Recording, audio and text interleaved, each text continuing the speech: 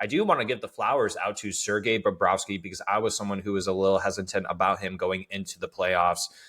That is someone who's always been a little streaky, right? So that's just how he is as a goaltender. I do think that he is a really good goaltender, but I was very surprised by him. I mean, his goals against, he was number 3 in the whole entire tournament at a 220 goals against average. And then his save percentage, he was number 2 at a 914. Only Logan Thomas had a better save percentage than him and played a few more games less than he did, right? And then you have Anthony Stolars and then Frederick Anderson, who were ahead of him in the goals against, right? All goalies that played a little bit less than him. But I want to give Sergei Bobrovsky his flowers as well. The fact that he played lights out electric against 2 of the top 3 best forwards in the entire world when it comes to hockey.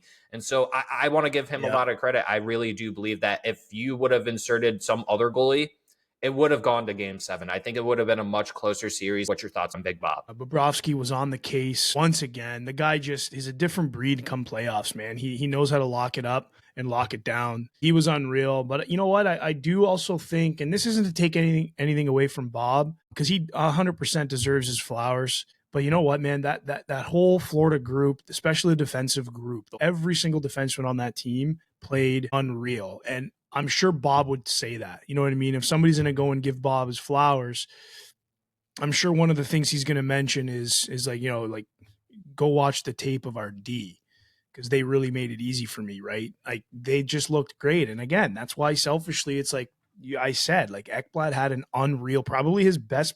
I think it was his best play. He looked great. Even throughout the season, he looked really good.